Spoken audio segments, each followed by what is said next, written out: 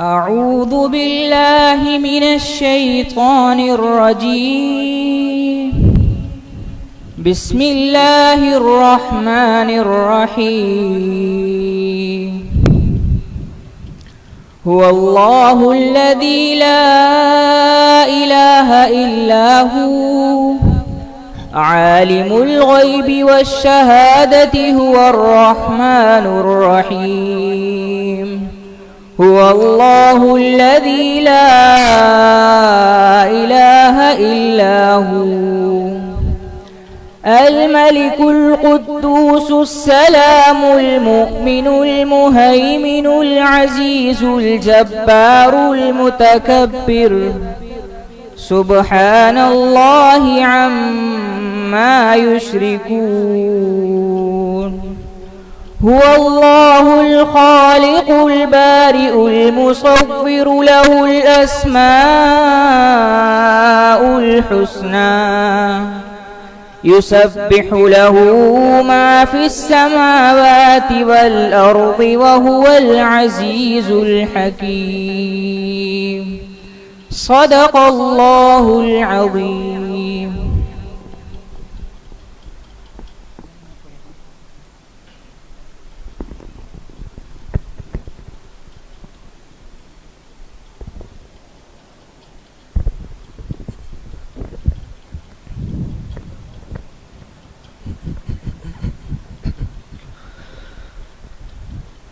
ایک مرتبہ محبت سے درود پاک پڑھ لیں.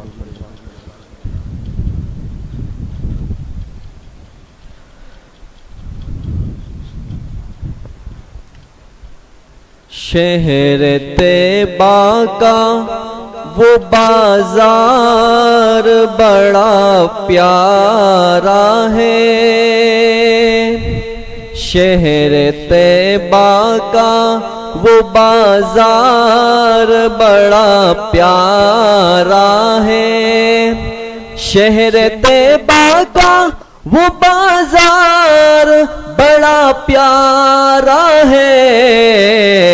ہم غریبوں کا خریدار بڑا پیارا ہے. ہم غریبوں کا خریدار بڑا پیارا ہے. روز کہتی ہے مدینے میں اتر کے جنت.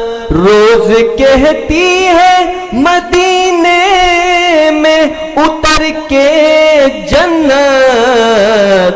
یا نبی آپ کا دربار بڑا پیارا ہے. یا نبی آپ کا دربار بڑا پیارا ہے. شہر طیبہ کا وہ بازار بڑا پیارا ہے. اور دیکھ کر کہتے تھے صدیق کو میرے آقا میرے رب کو وہ گناہگار بڑا پیارا ہے. میرے رب کو وہ گناہگار بڑا پیارا ہے. ہم غریبوں کا خریدار بڑا پیارا ہے.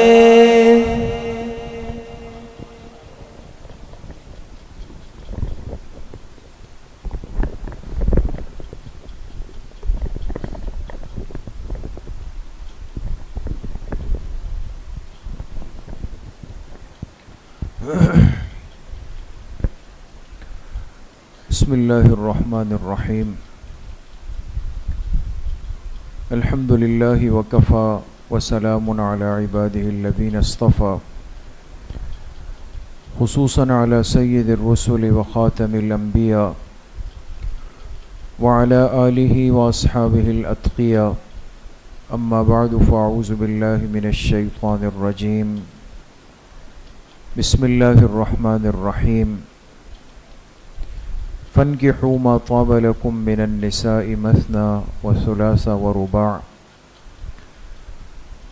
وقال رسول الله صلى الله عليه وسلم إن أعظم النكاح بركة أيسره مؤونة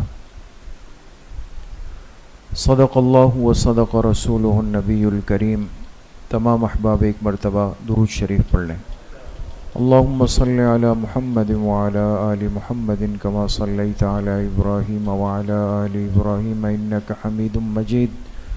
اللہم بارک علی محمد وعلی آل محمد کما بارکت علی ابراہیم وعلی آل ابراہیم انک حمید مجید. میرے انتہائی قابل قدر دوستوں، بھائیوں اور بزرگوں، الحمدللہ ہم سب یہاں پر دین کی بات سننے کی نسبت سے جمع ہے، اور پھر آج کی مجلس میں بالخصوص ہمارے ایک عزیز ساتھی کا نکاح مسنون بھی ہو رہا ہے. ایک مبارک سنت ہونے جا رہی ہے. اللہ تعالیٰ آپ سب کی اس حاضری کو، اس طلب کو، اس بیٹھنے کو، سننے اور سنانے کو اپنی بارگاہ عالیہ میں قبول فرمائے، اور ہم سب کے ظاہر اور باطن کی اصلاح کا ذریعہ بنائے. جناب نبی کریم صلی اللہ علیہ وسلم کی ایک مبارک سنت بھی اتنی قیمتی ہے اور اتنی طاقتور ہے کہ پوری کائنات ایک طرف ہو جائے، اللہ کے محبوب کی ایک سنت کے مقابلے میں نہیں آ سکتی. ایک سنت بھی اس پر غالب ہے.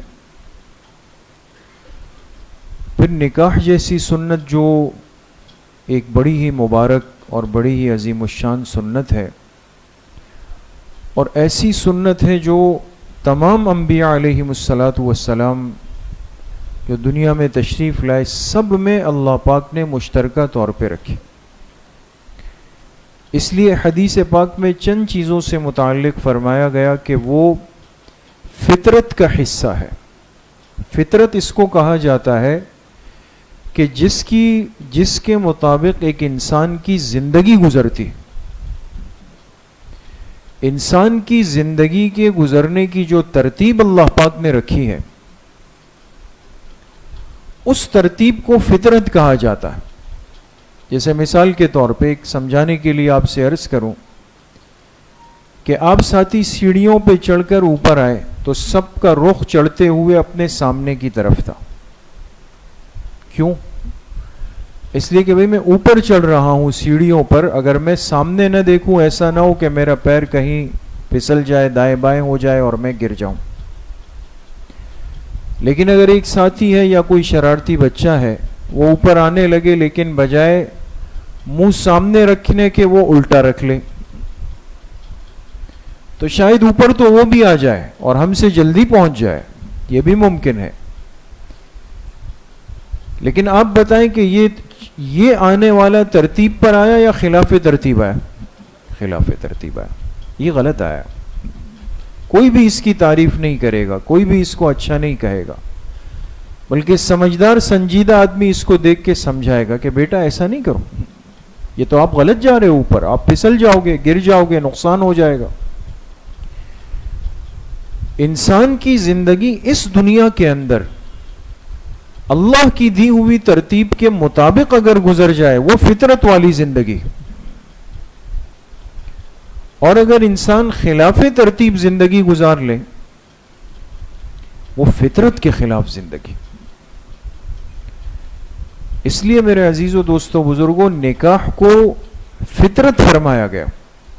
10 من الفطرہ فرمایا 10 چیزیں ایسی ہیں جو اس انسان کی فطرت کے اندر شامل کی گئی، اس میں نکاح کو بھی رکھا گیا.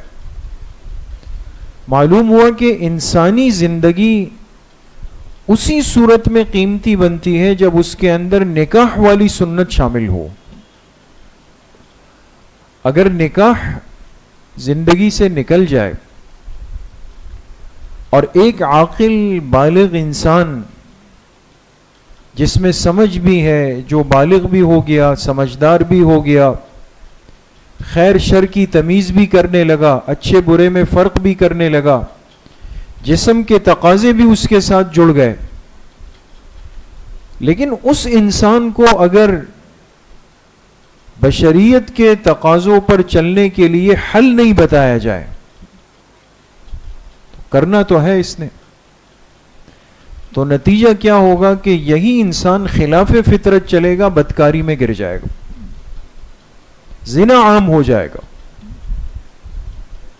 غلط راستوں سے شہوت پرستی کو پورا کرنا عام ہو جائے گا۔ اسی لیے آپ علیہ الصلاۃ والسلام نے نہ صرف یہ کہ خود نکاح فرمائے بلکہ اس کو اتنا آسان فرمایا اور اتنی آسانی کے ساتھ کیا کہ آج ہمیں یہ چیزیں سمجھنی چاہیے، سیکھنی چاہیے کہ سب سے زیادہ جس کام کو آج میں اور آپ خود مشکل بنا چکے ہیں، سب سے زیادہ کسی نے ہمارے لیے مشکل نہیں بنائی، ہم خود مشکل بناتے ہیں اس کو،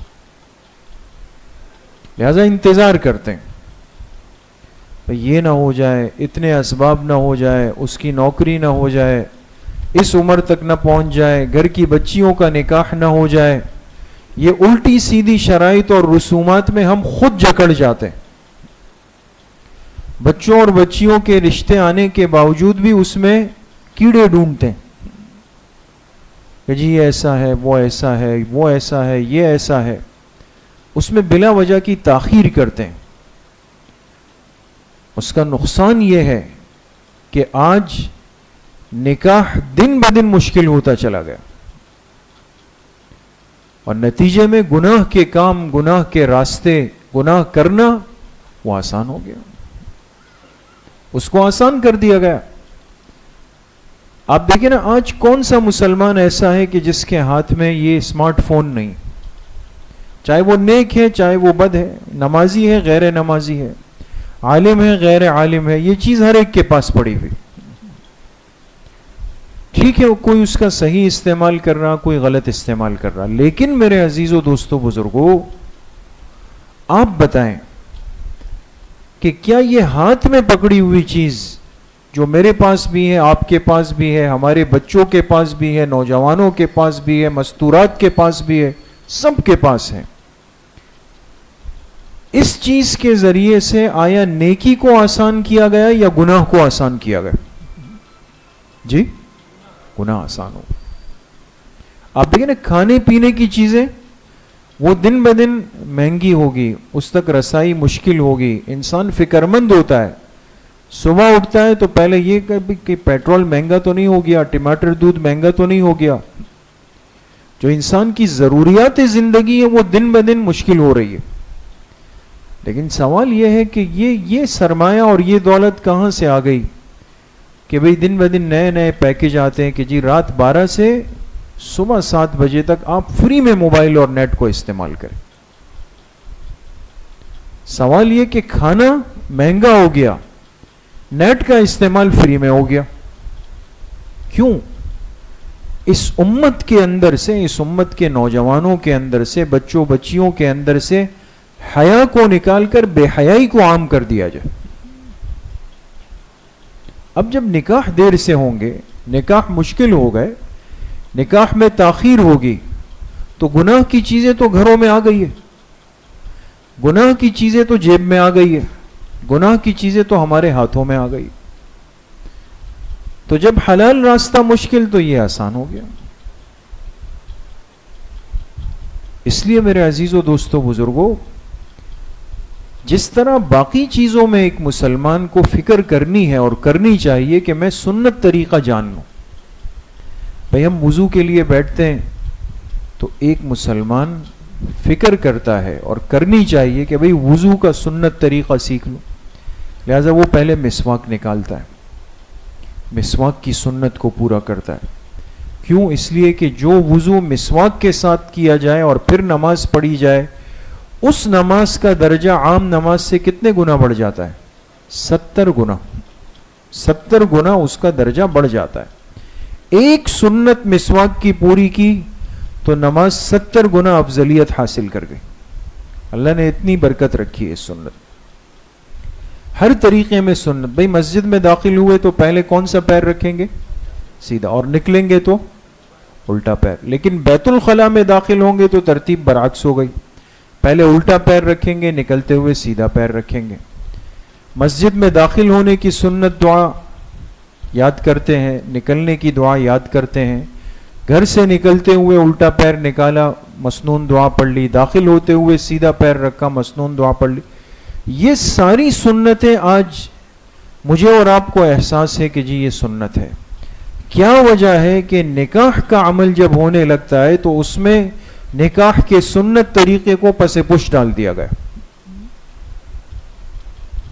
پھر نکاح مشکل ہے. پھر اس کے لیے کہتے ہیں بھئی اتنے لاکھ روپے ہوں گے تب نکاح ہو سکے گا. اب جس کے پاس نہیں ہے وہ کیا کرے گا؟ کہے گا جی میں نے فلاں سے 2 لاکھ قرض لیا, اس سے 3 لاکھ قرض لیا, اس سے 1.5 لاکھ قرض لیا, اس سے 4 لاکھ قرض لیا. اب بچے بچی کی تو شادی ہو گئی, لیکن یہ بیچارے والدین اب کیا کریں گے؟ کئی سالوں تک اس قرض کی ادائیگی کی فکر میں لگے رہیں گے. میں عرض یہ کرنا چاہ رہا تھا کہ ہم نے آپ علیہ الصلاۃ والسلام کی مبارک زندگی کو نکاح کی نسبت سے سمجھنے کی کوشش ہی نہیں کی.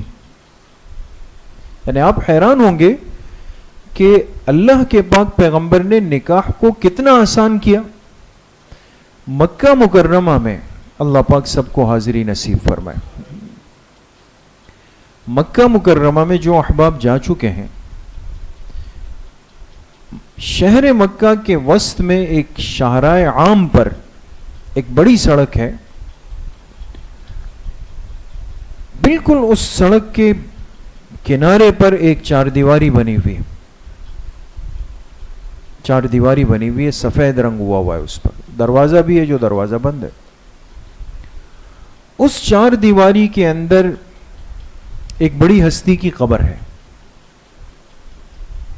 اور یہ ہستی کون ہے؟ ہم سب کی ماں ام المومنین حضرت میمونہ رضی اللہ تعالی عنہ. حضرت میمونہ رضی اللہ عنہ جو ازواج مطہرات میں شامل ہے. آپ علیہ الصلاۃ والسلام کی زوج مطہرہ ہے, اور آپ کی جتنی ازواج ہے وہ ایمان والوں کی کیا ہے؟ مائیں ہیں. تو ہم سب کی ماں ہے حضرت میمونہ رضی اللہ عنہ. ان کی قبر بالکل برلب سڑک بنی ہوئی ہے 4 دیواری میں. اس لیے بہت سارے لوگ جب وہاں سے گزرتے ہیں, اور ایسا کرنا چاہیے کہ جو گاڑی والے ہوتے ہیں وہ روک دیتے ہیں, لوگ وہاں فاتحہ پڑھتے ہیں, ایصال ثواب کر کے دعا کر کے آگے نکلتے ہیں.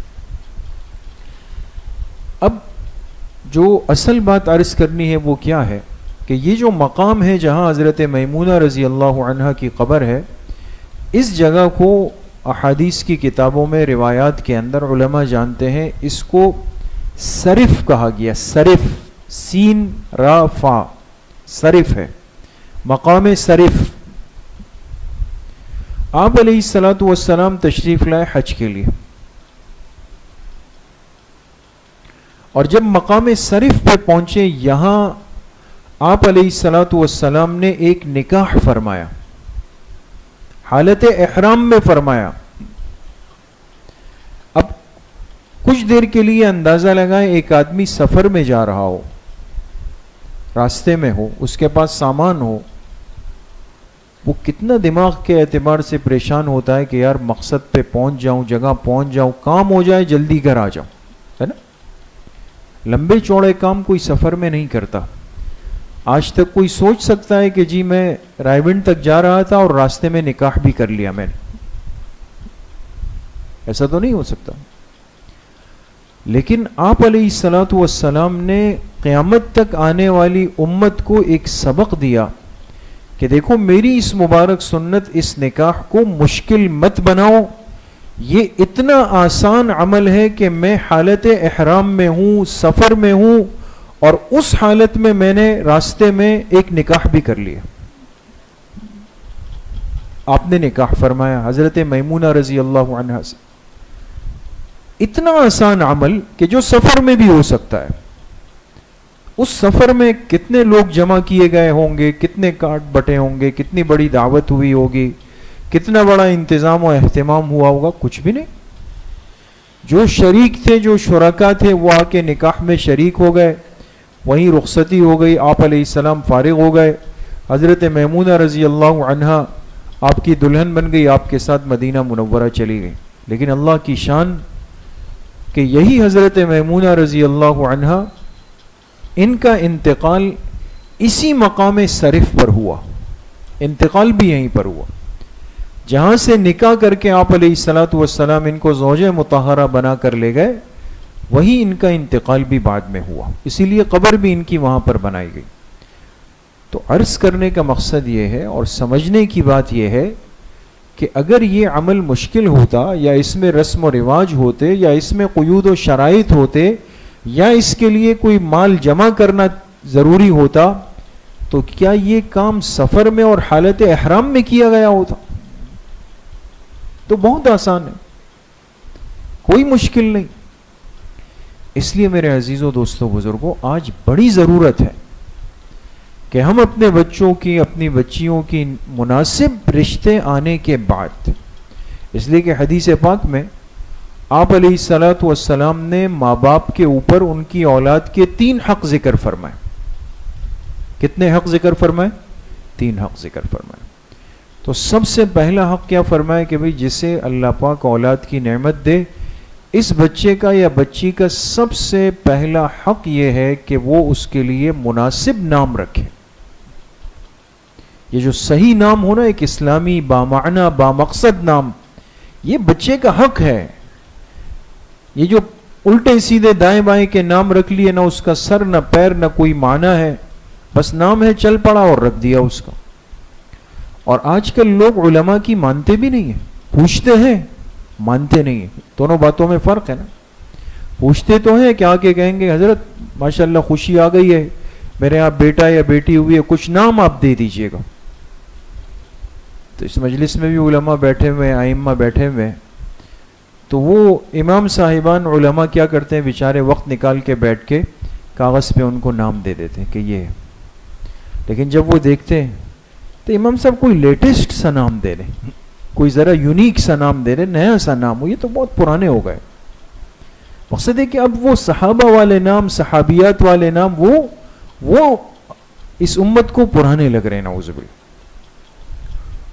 ان ناموں میں جو برکت ہے، ان ناموں میں جو دینی غیرت ہے، اس کو میں اور آپ کیسے سمجھ سکتے ہیں؟ اس لیے یہ تو حق ہے، اور آج کی امت کو بڑی ضرورت ہے کہ اپنے بچوں کے نام صحابہ اور صحابیات کے نام پر رکھے جائیں۔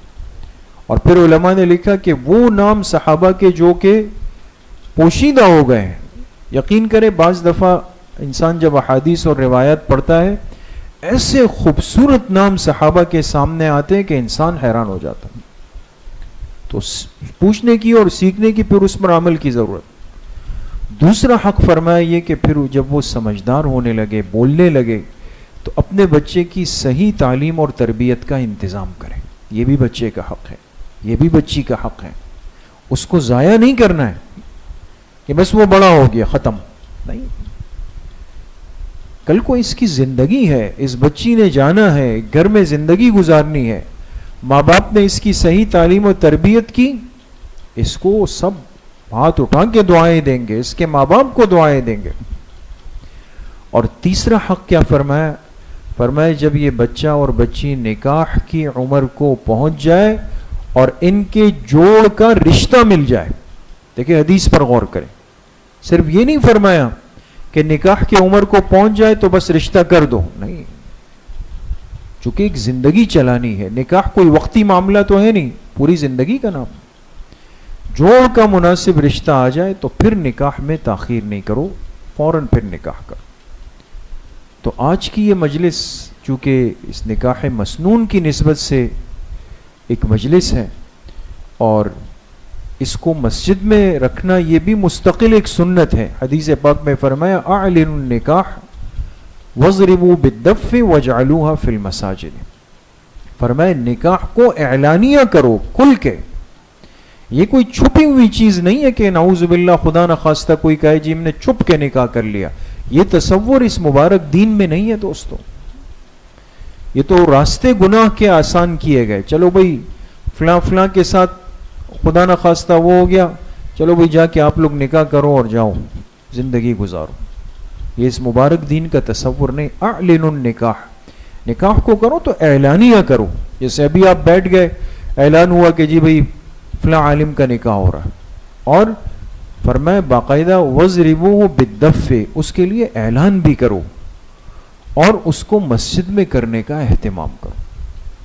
اس لیے میرے عزیزوں، دوستوں، بھائیوں اور بزرگوں، آج جہاں باقی سنتوں کو سیکھنے کی اور اس پر عمل کرنے کی، اس کو زندہ کرنے کی، اس کو اپنی زندگی میں لانے کی ضرورت ہے، اسی طرح بہت بڑی ضرورت اور فکرمند ہونے کی ضرورت ہے کہ ہم نکاح کی اس سنت کو آسان کریں اور اس کے لیے خود نمونہ بنیں. ایک تو ہے نا، میں بول رہا ہوں یہاں بیٹھ کر، تقریر کرنا تو آسان ہے، میں نے بھی کر لی، لیکن کل یہی نکاح اگر میرے گھر میں کسی بچے بچی کا آ گیا تو وہی کر رہا ہوں جو باقی دنیا کر رہی ہے، تو میری بات کے ٹکے کا فائدہ نہیں. خود اس کے لیے ایک نمونہ بننا پڑے گا. اس لیے اپنے نکاحوں کو ایک تو مسجد میں کرنے کا رواج بنائے دوستو، مساجد میں کریں. یہ جو ہمارے ہاں گھروں میں ایک نکاح کا کانسیپٹ اور تصور چل پڑا ہے کہ بھئی گھروں کے اس میں بیٹھ کے، مہمان خانے میں بیٹھ کے، ٹھیک ہے، منع نہیں ہے، ہو سکتا ہے، ہو جاتا ہے، وہ بھی نکاح ہے، ایسا نہیں کہ نہیں ہے. لیکن مسجد کے ماحول میں آپ کے رشتہ دار آئیں گے، مہمان آئیں گے، محلے والے آئیں گے، تو وہ برکت مستقل ہے. وہاں پر علماء کی صحبت میں بیٹھیں گے، کوئی دو چار باتیں ہوں گی، کوئی دین کا ایک پیغام منتقل ہو جائے گا، کوئی دعوت کی بات وہاں پہ چلی جائے گی. تو اس لیے نکاح کو آسان بھی کریں، رسم و رواج والی زندگی سے نکلنے کی کوشش کریں، اور وہ ساری لغویات، وہ خرافات، وہ لہو و لعب جو آج ہمارے معاشرے میں جو گناہ کے کام ہیں، اس سے توبہ تائب ہونے کی ضرورت ہے. کہ بھئی اب نکاح ہو رہا ہے، ایک شادی ہو رہی ہے، پورا علاقہ سر پہ اٹھ گیا، پورا علاقہ سر پہ اٹھایا ہوا ہے، ڈھول باجے بج رہے ہیں، میوزک گانے بج رہے ہیں، فائرنگیں ہو رہی ہے، پھلجھڑیاں چھوڑی جا رہی ہے. بھائی اس علاقے میں مریض بھی ہیں، بوڑھے بھی ہیں، بزرگ بھی ہیں، نمازی بھی ہیں، مستورات بھی ہیں. نہیں جی یہ پاگل بنے ہوئے ہیں. کیا ہو گیا جی؟ ہمارے گھر میں خوشی آئی. اللہ کی دی ہوئی اس خوشی کی نعمت کو ہم ان لہو و لعب کی نظر کر کے اللہ پاک کو ناراض کرتے. اس لیے ان چیزوں سے بچنا بہت ضروری ہے. تو بھئی ساتھی کوشش کریں گے انشاءاللہ. اللہ کریم مجھے بھی آپ سب کو صحیح عمل کی توفیق نصیب فرمائے. انشاءاللہ کچھ دیر کے لیے ہم تھوڑا سا یہ ذکر کریں گے. پہلے ہمارے ختمات شریفہ ہیں، مختصر سے وہ پڑھ کے تھوڑا ذکر کر کے انشاءاللہ پھر نکاح اور پھر دعا ہو جائے گا. بسم اللہ الرحمن الرحیم. الحمدللہ الذی لم یتخذ ولدا ولم یکن له شریک فی الملک ولم یکن له ولی من الذل وکبرہ تکبیرا. تمام ساتھی ایک مرتبہ درود شریف پڑھ لیں. اللہم صلی علی محمد وعلی آل محمد، اللہم بارک علی محمد. ایک مرتبہ سورہ فاتحہ پڑھ لیں. بسم اللہ الرحمن الرحیم. الحمدللہ رب العالمین الرحمن الرحیم غیر المغضوب علیہم ولا الضالین. ایک مرتبہ درود شریف پڑھ لیں. اللہم صلی علی محمد وعلی آل.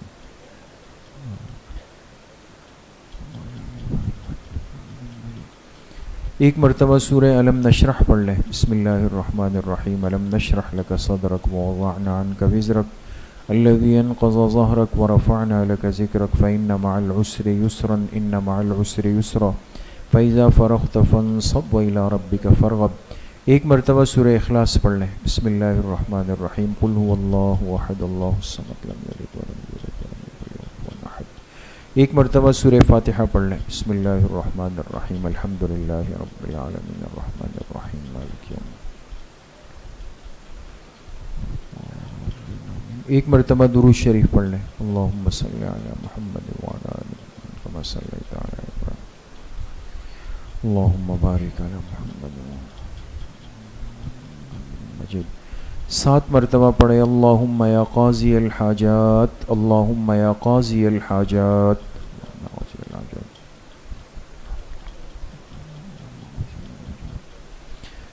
7 مرتبہ پڑھے. اللہم یا کافی المہمات، اللہم یا کافی المہمات.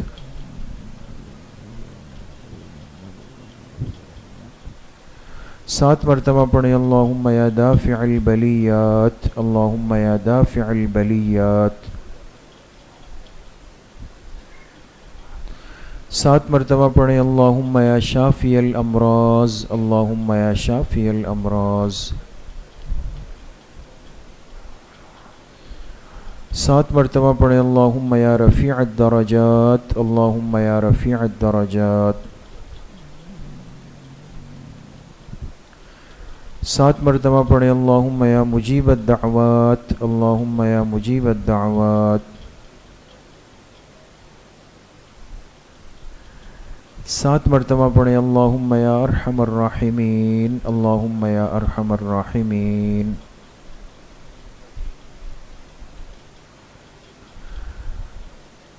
ایک مرتبہ درود شریف پڑھ لیں، اللہم صلی علی محمد وعلی آل محمد۔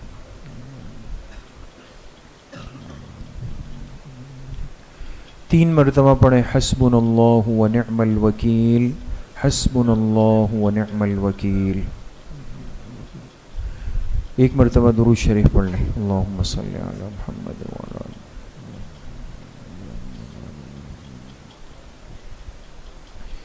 3 مرتبہ پڑھیں یا خفی اللطف ادرکنی بلطفک الخفی، یا خفی اللطف ادرکنی بلطفک الخفی۔ ایک مرتبہ درود شریف پڑھ لیں، اللہم صلی علی محمد۔ 3 مرتبہ پڑھیں لا حول ولا قوة الا باللہ، لا حول ولا قوة الا باللہ۔ ایک مرتبہ درود شریف پڑھ لیں، اللہم صلی علی محمد۔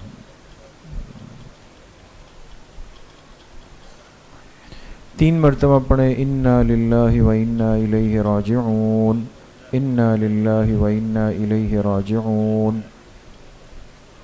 ایک مرتبہ درود شریف پڑھ لیں، اللہم صلی علی محمد۔ 3 مرتبہ پڑھیں واللہ ولی المؤمنین، واللہ ولی المؤمنین۔ ایک مرتبہ درود شریف پڑھ لیں، اللہم صلی علی محمد۔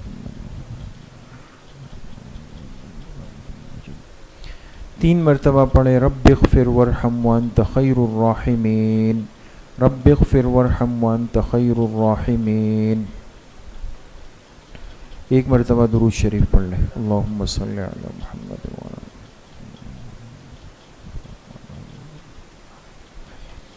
3 مرتبہ پڑھیں یا رحمان یا رحیم یا اللہ یا کریم، یا رحمان یا رحیم یا اللہ یا کریم۔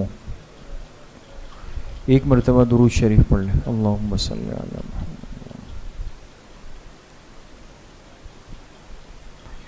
3 مرتبہ پڑھیں الا بذکر اللہ تطمئن القلوب، الا بذکر اللہ تطمئن القلوب۔ ایک مرتبہ درود شریف پڑھ لیں، اللہم صلی علی محمد وعلی آل محمد کما صلیت علی ابراہیم وعلی آل ابراہیم انک حمید مجید، اللہم بارک علی محمد وعلی آل محمد کما بارکت علی ابراہیم وعلی آل ابراہیم انک حمید مجید۔ یہ جتنے ختمات شریفہ پڑھے گا ان کا ایصال ثواب جناب رسول اللہ صلی اللہ علیہ وسلم کو آپ کی قبر مبارک میں آپ کے واسطے اور وسیلے سے پوری امت مسلمہ کو بالخصوص تمام صحابہ اکرام، خلفائے راشدین، تابعین، تبع تابعین، اس امت کے مفسرین، محدثین، مجتہدین، فقہاء، ائمہ اربعہ، سلاسل اربعہ، سلسلہ نقشبندیہ، قادریہ، چشتیہ، سہروردیہ کے اپنے تمام مشائخ اور بزرگوں کو، اپنے والدین، تمام اساتذہ اکرام، دوست، احباب، رشتہ دار، اعزاء، اقارب، جن جن کے ہم پر حقوق اور احسانات ہیں، بالخصوص اپنے والدین رحمہم اللہ تعالی، اور بالخصوص اپنے مشفق اور مربی حضرت مفتی صاحب نور اللہ مرقدہم، ان تمام حضرات کو ان ختمات کا ایصال ثواب کرتے ہیں۔ اللہ پاک اپنی شان کے مطابق ان کو پورا پورا اجر نصیب فرمائے۔ اب کچھ دیر کے لیے پہلے ذکر جہری کریں گے، لیکن ذکر جہری آواز کے ساتھ اعتدال، علماء نے اس کا طریقہ یہ لکھا کہ اتنی آواز ہو کہ ہر ساتھی کو اپنے کان تک آواز آ جائے۔ ذکر جہری میں چیخ و پکار مسجد کے آداب کے، ذکر کے آداب کے خلاف ہیں۔ بالکل اعتدال کے ساتھ تھوڑا سا ذکر جہری کریں گے، پھر مراقبہ کریں گے، پھر انشاءاللہ نکاح ہو۔ لا الہ الا اللہ، لا الہ الا اللہ،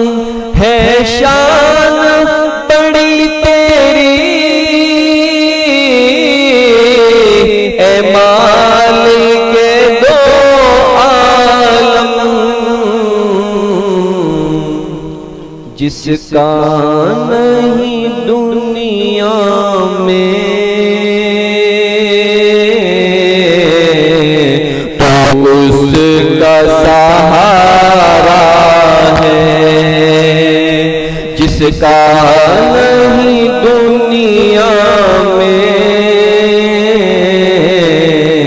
تو اس کا سہارا ہے۔ ممنون کرم تیرے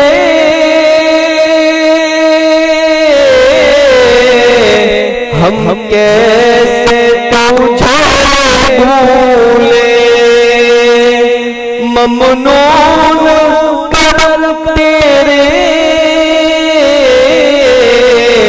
ہم کیسے تجھے بھولے،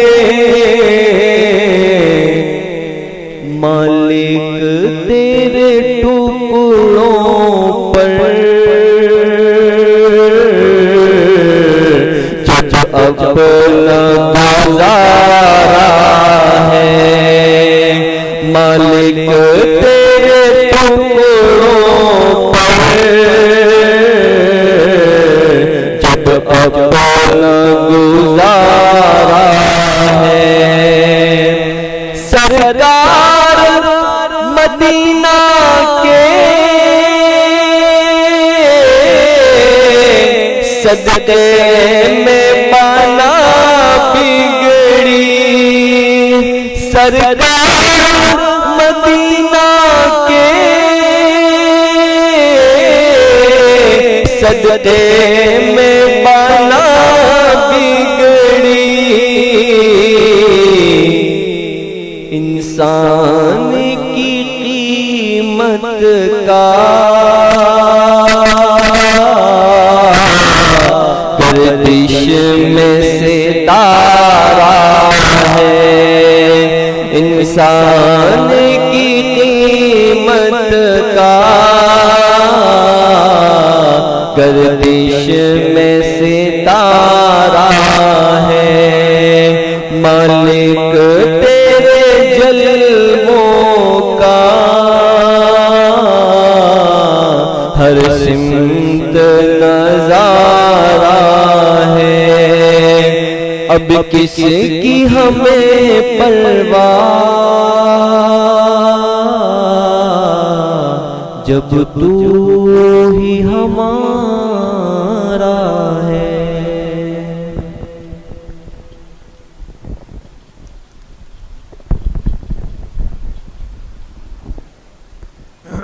لا الہ الا اللہ محمد الرسول اللہ۔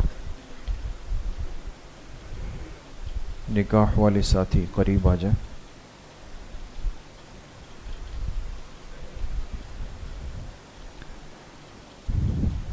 وکیل ہے عرفان اللہ صاحب، تشریف رکھتے۔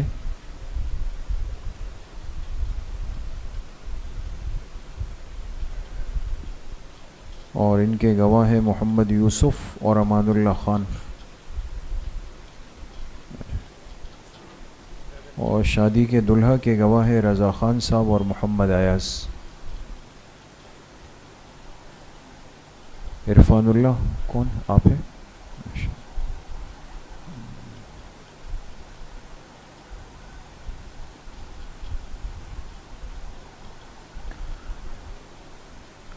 الحمد لله نحمده ونستعينه ونستغفره ونؤمن به ونتوكل عليه ونعوذ بالله من شرور أنفسنا ومن سيئات أعمالنا، من يهده الله فلا مضل له ومن يضلل فلا هادي له، ونشهد أن لا إله إلا الله وحده لا شريك له، ونشهد أن سيدنا وسندنا ونبينا ومولانا محمدا عبده ورسوله صلى الله تعالى عليه وعلى آله وأصحابه أجمعين۔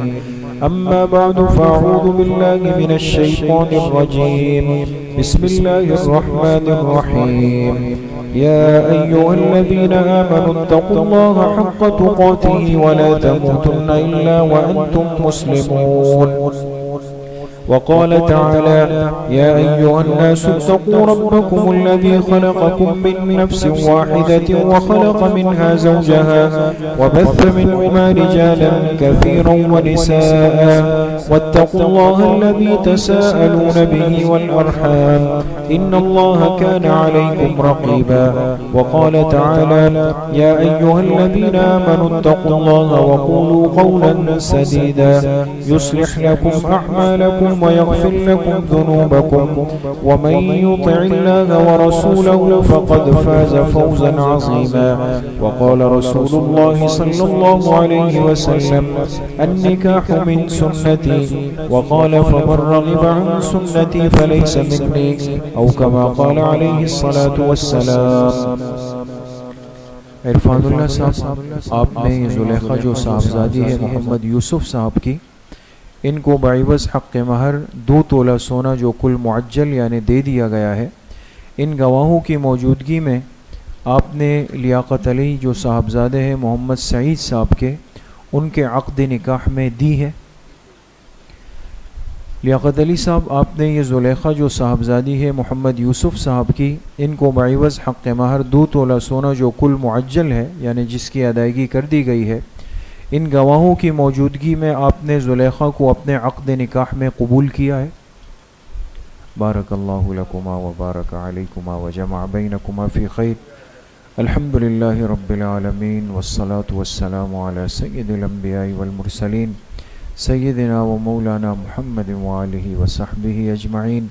یا اللہ یا ارحم الراحمین، ہمارے صغیرہ کبیرہ ظاہراً باطناً ہر طرح کے گناہوں کو معاف فرما دے.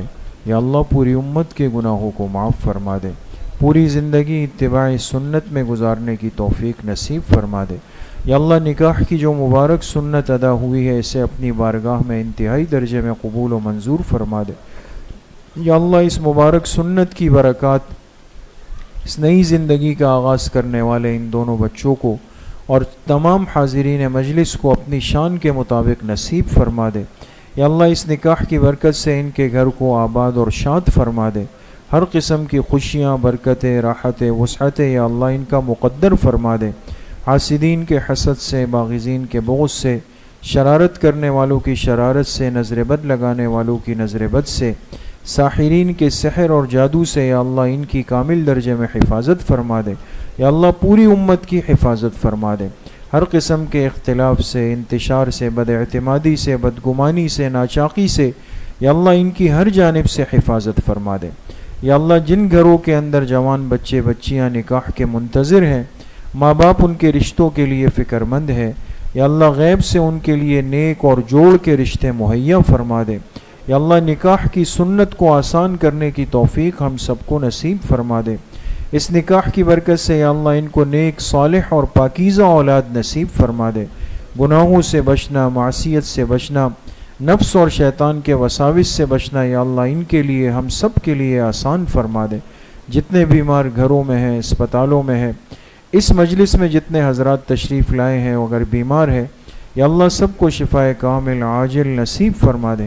جتنے ساتھی، جتنے مہمان باہر سے تشریف لائے آخر تک انہوں نے شرکت کی، پوری مجلس میں شرکت کی، یا اللہ پورے مجمع کو قبول فرما دے. یا اللہ سب کو دنیا آخرت کی خوشیاں، برکتیں اپنی شان کے مطابق نصیب فرما دے. پوری زندگی یا اللہ اپنے پاکیزہ مبارک ذکر سے اپنی زبان کو، اپنے دل کو معطر اور آباد رکھنے کی توفیق نصیب فرما دے. دین کے تمام شعبوں میں خدمت کے لیے، محنت کے لیے ہم سب کو یا اللہ استعمال فرما دے. مساجد سے، علماء سے، اہل اللہ سے، بزرگوں سے، دعوت و تبلیغ کے حلقوں سے یا اللہ خانقاہوں سے ہم سب کو جڑ کر رہنے کی توفیق نصیب فرما دے. ہمارے حضرت مفتی صاحب نور اللہ مرقدہ جو ان تمام سلسلوں کے بانی تھے، ان کا فیض ہے یا اللہ ان کی قبر میں ان تمام سلسلوں کا فیض ان کو نصیب فرما دے. ہمارے والدین، اساتذہ اکرام اور جتنے مرحومین اس دنیا سے جا چکے ہیں یا اللہ ان سب پر اپنا فضل فرما کے سب کی مغفرت کے فیصلے فرما دے. ہم سب کا خاتمہ بالایمان و بالخیر نصیب فرما دے. یا اللہ ہماری دعاؤں کو اپنے فضل و کرم سے، فضل و رحمت سے اپنی بارگاہ میں قبول و منظور فرما دے۔ وصلی اللہ وسلم علی نبینا محمد وآلہ وصحبہ اجمعین برحمتک یا رب۔